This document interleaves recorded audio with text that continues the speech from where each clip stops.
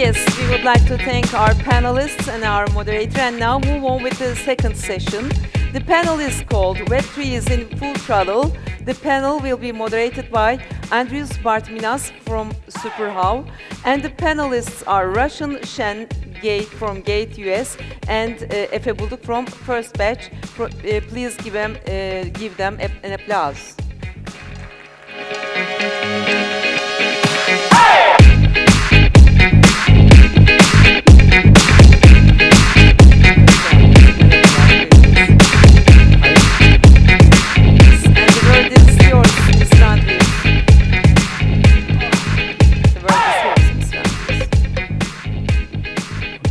Where's the third guy? We're waiting for Mr. Efe. We are ready? Yes, you may take the lead. Yes. Yeah, sorry, I was trying to solve the problem. No worries. I was muted. Okay. Efe, Hi, nice Efe. meeting you. Again, nice meeting you. Nice to meet you again. Whoa, whoa, whoa. So nice bunch of people. Hi, Istanbul. Okay, so we had lots of discussions and panel about the trends, what is happening, but this panel is about how did we get here. So, and my focus will be on use cases, on the businesses, on the innovation, on the tech side.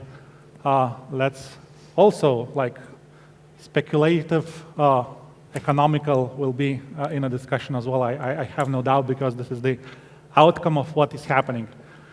Okay, so short intro about the thing. So Web3. Web3 is not just about the Bitcoin cryptos. It's about next generation internet, about the technology that is behind all of that. So we had 2 iterations of internet already, like Web 1, which is readable internet, yellow pages on the internet. Then we had, and still have, Web 2, which is, already social networks booming, social effect. People can write, can write the content, and people can read and write. And now we have a 3rd generation internet, which is propelled by the blockchain technology. And I would like to stress out why this is so important, why the blockchain is important for Web3, and why we are actually talking about digital assets, cryptos, and why is that important. So what is the main difference? The main difference that we had internet that is dematerialized. So you have like data entries, and data entries is just the data. And that who owns data, or that who can change data, is the owner, actual owner of the data. Anything else is legal, legal regimes, who owns the data, who is the data owner. And blockchain in particular is the other type of technology where we already have materialization of the internet. So what does it mean? It means that we can have assets, real assets in an internet that can be owned not by service providers, not by Google, Facebook, or any other type of institution, but it is owned by users, by internet users. And this is, I think, the most important innovation, most important pillar of Web3. It's the ownership that is, non-neglectable. So, okay, and Bitcoin started almost 15 years ago with, first transaction of pizzas in 2010. So, and after that, we had lots of different, innovations happening. Programmability, which is the next big thing, with Ethereum, also Bitcoin. Programmable Bitcoin, no one knows about that. No one knows about Taproot, it's the potential for the ecosystem. Everybody knows about Ethereum, everybody knows about ICOs, and we had a great, ICO period in 2017-18, and then we had a bubble crash. Everybody already said that Bitcoin will crash to 0, and again, DeFi market with DeFi lending protocols, DEXs, decentralized exchanges, automated market makers, liquidity provision protocols, and many more. NFTs, again, the bubble, again, the bubble collapsed. And today we're entering another, let's say, so-called bubble. So what is your take? So from the starting guys, you are in the crypto for a while. So seeing that history, seeing that traction, you know, up till now, what would be your, you know, position, how you yourself saw that through yourself during this, you know, period? Sure. Should I go first? Yeah. Please go for All it. right. Well, I actually haven't been in crypto for that long. So I started, I think, in 2017. I bought my first Bitcoin back in 2012, 13, a long time ago. But unfortunately, that is long lost. But yeah, you know, we definitely have come from a long way, beginning with Bitcoins. And I think it was important to reach a consensus that this is actually something that's valuable. You know, I remember we had a guy who paid for pizza. We all know the story. But, you know, that was when majority of the public did not think that this asset carries any value. From there, as you mentioned, we had Ethereum, which brought functionality to the network, allowed a lot of, you know, now dApps to come out and build on top of that to really add components to that Web3, which I really liked how you put it. Really, it's the asset on chain, on the internet. We are all owning it in a decentralized way. That's only made possible with, you know, recent developments. And no doubt, you know, ICO is definitely something I would like to address. Dr. Han, which is, you know, our founder, he said he was the one invented ICO. I would like to believe that. You know, it definitely did bring a lot of traction, a lot of investment to the crypto industry. And if without it, I wouldn't think a lot of startup would be able to actually grow to where they are. A lot of giants we're seeing began with a very small ICO allocation. So that was exciting. DeFi is obviously very exciting. I think DeFi would essentially be also a largely focused sector moving forward, especially considering, you know, the infrastructure is so much more mature, as well as the regulatory landscape is more clear. We're seeing more and more interest coming from institutional investors who would like to come in and participate in DeFi activities. That's one thing that I would highly recommend everybody to look at. You know, that also involves RWA, which is real-world asset, which we're tokenizing a lot of, you know, valuable things that we can physically touch and see. So no doubt that we have come a long way. I think, you know, this is only the beginning, though. I wouldn't say that we have entered a bubble, but of course, you know, I also came from US, and I would not try to do anything like giving financial advice or anything that would endanger our reputation. But I wouldn't say that we entered the bubble. I wouldn't even be so sure that we are quite in a bull market yet. But I think the future ahead of us is truly exciting in terms of development, in terms of capital, you know, raising, funding. Yeah, I would like to save a little bit for you. Yes. Efe, what is your story?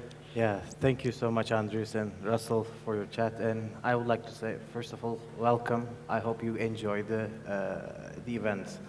So I have a couple different hats in Web3. I'm coming from traditional finance.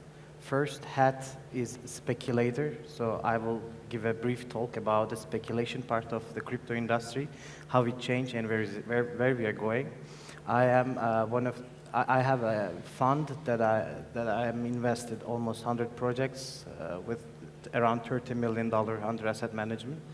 And I'm one of the crypto influencer, unfortunately, with almost 500,000 followers. I am saying unfortunately, not because I want to disrespect the followers, because how it perceived in the crypto space. And I'm also entrepreneur, the founder, one of the co-founder of First Batch. So, you know, like in finance, we have debt cycles, long debt cycles, around 8 years. So we had a crisis around 1928, and we had another crisis around 2008. And we have short cycles in finance, traditional finance, which is around 7 to 8 years. In crypto, we also have cycles. This cycle is affected by different metrics like halving, etc. So one of the cycle that probably all of you are remembering is the 2020 to 2021 cycle, where we go to all-time high. And then we were talking about Bitcoin ETFs, but these were not spot Bitcoin ETFs. And now we have another cycle, which is probably most probably based on spot Bitcoin ETF. So when I was talking with the TradFi people and trying to explain them the crypto didn't die yet, they were having fun with me. Back in 2022, I was in one of the YouTube channel, one of the biggest YouTube channel in Turkey. A journalist owns Cüneyt Özdemir, so one of Turkey's biggest group, CFO, was having fun with me. At that time, Bitcoin was $16,000, and he was saying that, I don't think that you will be able to tell me to buy Bitcoin. I was telling him that we will be making another all-time high 2024. So from speculative perspective, it's quite fruitful region, and I believe that it will keep being fruitful because there is high volatility. On the investor side and the user side, we saw, again, different cycles. So I focus my speech based on cycles. What I mean by cycles is that we had DeFi summer, for example. Everyone was thinking that DeFi will kill the traditional finance. Unfortunately, human nature is focused on getting radical. So we have tendency to be radical. And as a speculator and investor, I like to benefit from that. So we see that DeFi couldn't kill the traditional finance. So that hype and cycle also died. As you mentioned, Andres, there was NFT cycle, especially with FTX. They were sponsoring Coachella. In Coachella, NFTs used. In Formula One, NFTs used. So there was an NFT cycle, and now we have another cycle. And most of the people sitting in this room are wondering what is the new cycle about and how we can actually be part of it. And as an investor, that I'm traveling all around the world trying to convince good projects to be one of their angel investor, I would like to give 1-2 minute talk about the new cycle and where it can go. Then I will leave the words to you. What we see in the crypto industry today is that it's in transition, right? And it's getting more and more mature every day. So what changed is that, as I mentioned, with spot Bitcoin ETF and etc., more institutions started to come here. What I mean by that? I mean JP Morgan. JP Morgan is focusing on Onyx with Avalanche, right? So they are trying to build their own crypto-based solutions. We are seeing that BlackRock, probably you will hear in future that BlackRock will be announcing some more initiative, probably in 1 month. So these big finance dudes are coming here. But let's be more specific, because people don't like to hear generic words. So what you will be hearing? You will be hearing about, you already heard about, I believe, roll-ups, right? So we saw optimistic roll-ups in terms of Arbitrum and Optimism. So what else we're having? We will be probably hearing Espresso Systems names more on that part. On the ZK part, soon Scroll will be coming. ZK Sync will be coming. These are roll-ups, but it's not ending over there. Most of the crypto projects are focusing on this trilemma, right? So projects like Monad will come, and Monad is trying to reach around 10,000 transactions per second. So they will be challenging Solana, so you will be hearing the name of Monad more in future. Many big projects invested in it. Probably the other guest will also talk about that. Why TPS is important? TPS is important because you have to address real-life problems with solid solutions, like Visa. Visa, for example, is processing around 4,000 operations in a second, approximately. So Monad will make EVM compatible 10,000 transactions. You will hear more of that. I will be using time efficiently, so I'm almost finishing. We will be hearing homomorphic encryption more. So we can talk about homomorphic encryption. So we were chatting with Ebru, and I was hustling to explain her what is homomorphic encryption. The project named Zama. So you will keep hearing more about modular chains like Celestia. We will be hearing about Avail, because then we have to talk about layers, etc. So I stop here. If you have any specific questions regarding the new trends that I mentioned, I will be more than happy to talk about that. But I think the future of Web3 is looking quite bright to me. Yeah, so following your, so you mentioned lots of technical stuff, lots of protocols, new innovative ways of doing business, ZK Snark, ZK Rollups, and lots of different, buzzwords. that those people are never, into that and understanding of what does it mean. Yeah, unfortunately. But before we had that, like Web 2 was all about, how the business can, drive the technology. Like, okay, it's like business and then technology, business, technology, like problem and solution, problem and solution. And now I'm like a little bit thinking that this is the opposite. So this is the technology and then business models. So like the opposite way, that technology is driving new business models. What do you think about that? Yeah, take the crypto space, as you all know, is full of geeks and nerds. So when I was going to different countries like Bogota, Colombia, etc., what I was seeing is that a bunch of clever guys are trying to build some stuff based on technology, but they were missing what actually users and consumers needed. So in future, and right now we are already seeing that with the institutional investors and more experienced executives, these geeks and nerds and people who are super clever builders, developers, started to understand what they actually have to do. For example, in hackathons, now we are focusing on more user experience side, user interfaces. Before they were like product is good, right? It's amazing, it's solving a bunch of problems, but it's impossible to use it, so it's worthless. In order to make it like usable product, you have to find the right UI people, right executive, right marketing people. So this is changing. Before it was like moved by technology, the wind behind the technology. Now it's, as I said, it's getting more mature. So with experienced executives and also the developers get experienced. And now they understand what actually users want. So I think now we are seeing a hybrid environment here. So it's both driven by the technology and the needs of the users and the companies, institutions. Okay. I'll build on top of that a little bit. I think ultimately, people say that in crypto, a week is 3 months in real life, right? It's a much faster cycle, but that's not always the case for capital. To do due diligence, to do vetting, to invest in a project takes time. If we are driven by capitals, things will move much slower. Back then, crypto industry wasn't quite as regulated either. As you were saying, it was just filled with geeks, filled with builders. They want to build the most advanced. Then a week later, someone else builds something else that's exactly the same thing but an upgrade. They can't let that happen. They will have to keep on building. In the end, it became a race on who can build faster and who can build better. And capital has been chasing that, especially with ICOs, especially with smaller rounds.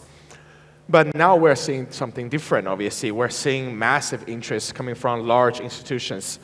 And they care about scalability. They care about use case scenario. They want to be able to have mass adoption.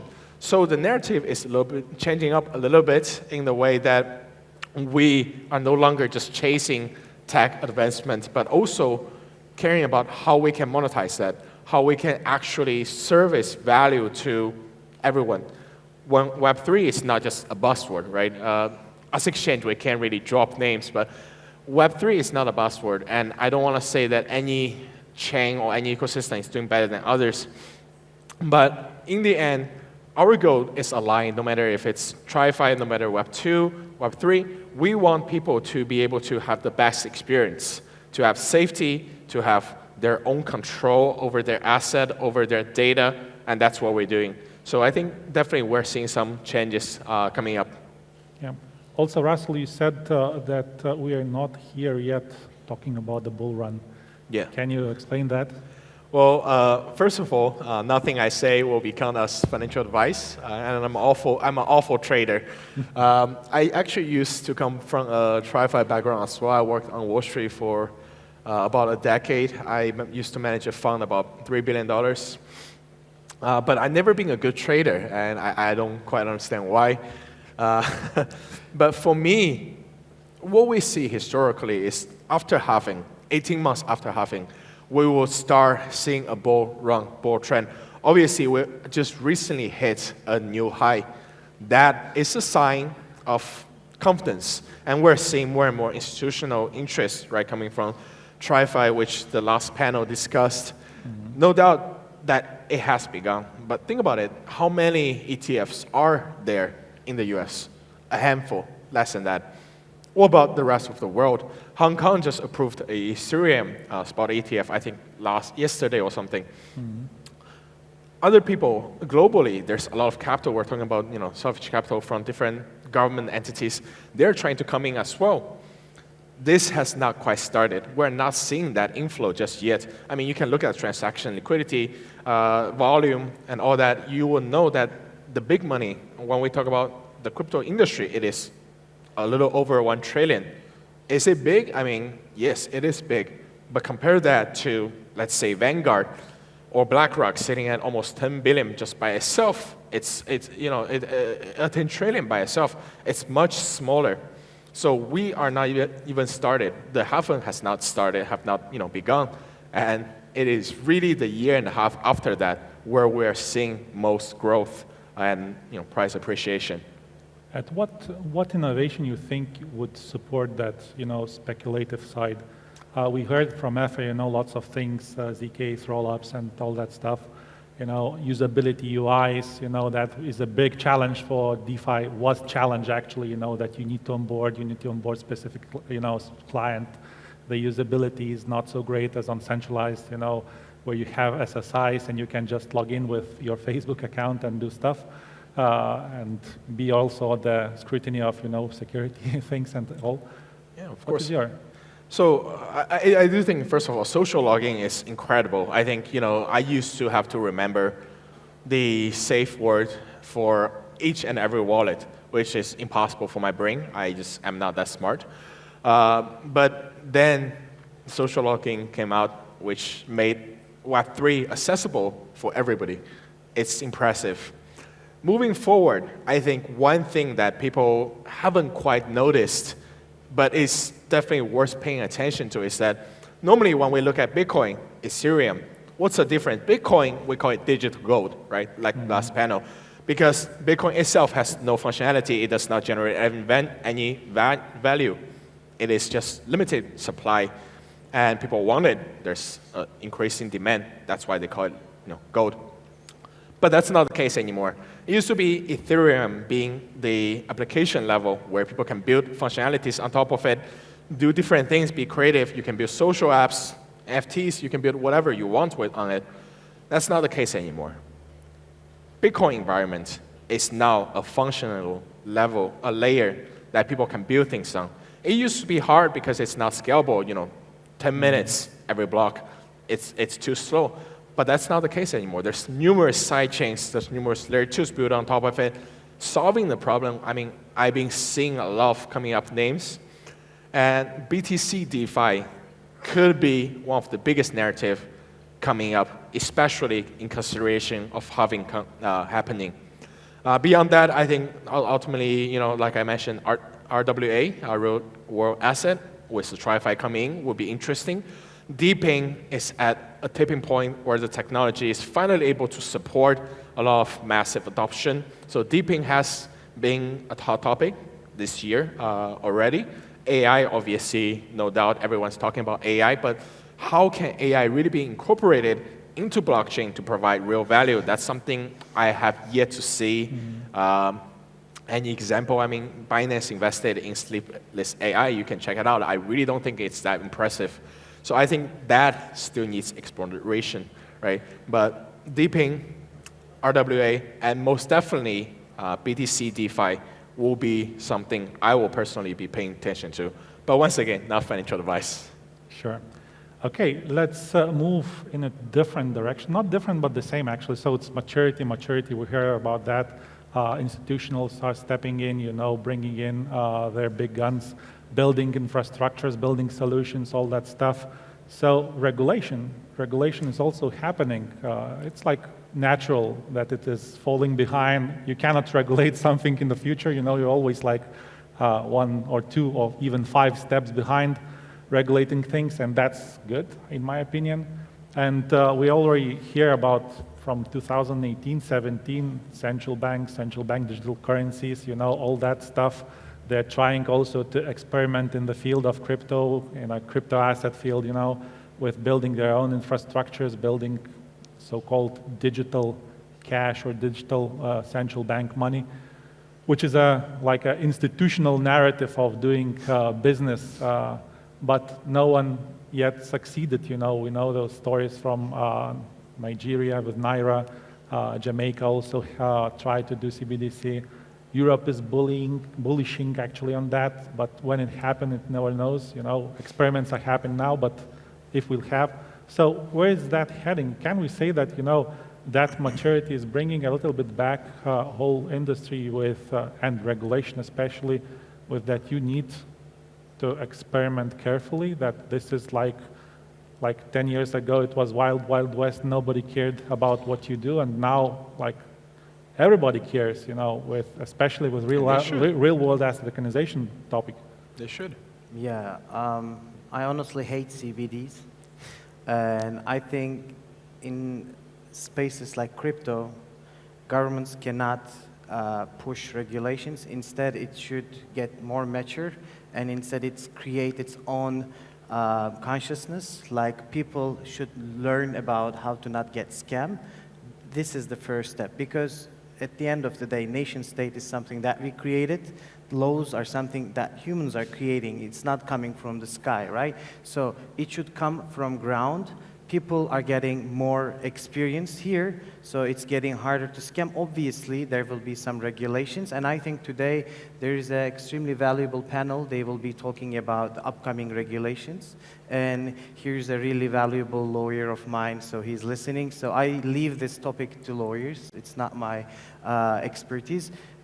We have almost 3 to 4 minutes left. I would like to use 1 or 2 minutes to tell you guys what you have to be focusing on. Today, I drive 11 hours to come and make this chat. So first of all, be realistic, okay? I know that in Hong Kong, new spot Bitcoin ETFs are approved, and I see that many people talking about $50 billion inflow. This is not going to happen. Someone coming from TradFi, I can tell you, $50 billion is not realistic. I know Bosera, I know Harvest, I know China AMC, so they will not bring $50 billion. Take it easy, in order to not get wiped out, okay? Probably it will bring around $500 million to $1 billion. Give yourself some time, don't act with hype, if you would like to be here. If you like to check the Web3, where is it going? We know about proof of work and proof of stake. Proof of liquidity is coming. So read about proof of liquidity, Berachain, okay? Check about TPS and real-life solutions that layer ones are providing. So read about monads, okay? So on the homomorphic encryption side, read about Zama and what it will bring to ecosystem, how it will interact with traditional business models, etc. So check about zero-knowledge solutions and optimistic rollups, how they will change. I don't criticize meme coins. I respect the community effect, okay? You can also check that part. You can also check projects that has artificial intelligence in their name, but nothing to do with artificial intelligence. It's just a scam for me. Most of the artificial intelligence token are scam, I'm saying again. I respect the ones that are doing good job, but most of them are not. So real world asset is coming. It will be something in Turkey we have. I was in jury for the Pioneers of Finance, and there were many good projects like Cropto. So the assets will be tokenized. This is inevitable, so you read about that. And again, just be hopeful and don't lose yourself in the hype, because we need you. We need you, that you bring more people in, okay? So you shouldn't be wiped out. You should stay here, read more, set the trends, etc. So thank you so much for listening to me. Russell, what is your final take? Sure. Let me just follow up on your question a little bit. I know that we're running out of time. First of all, I would say that I think it is still necessary for regulators to come in. Essentially, it is to help push the industry to maturity, to be more stable. Without regulators, the institutionals will not come in. It's just that they have to fulfill their fiduciary duty for their investors. So without regulation, they just simply cannot come in. With regulation, we're able to see more of, institutional money, more stability, less volatility, which, I talked about in the speech. But at the same time, it does protect each and every individual investors as well. I think we are all getting smarter about scams, but the scammers are getting smarter too. Me, in fact, I just actually got hacked last week. I lost one of my wallet. Unfortunately, they were very skillful. But yeah, I think regulation is necessary. It ultimately is a drive to push us forward. And of course, like you said, they have to look back to different cases. For example, the collapse of FTX, it has hurt a lot of people. And that's why we are pushing regulation hard right now, because this could happen again and again. A lot of exchanges are under investigation. We are doing fine because we're so far doing fine anyways. We're very cautious. We're using a lot of resource on compliance, on legality. But you see KuCoin being investigated. You see Binance having issues. I'm not going to name all of them, but I think ultimately, in the end, it's just like traditional finance, like equity, like commodity, like options, derivatives. You have to have some set of rules.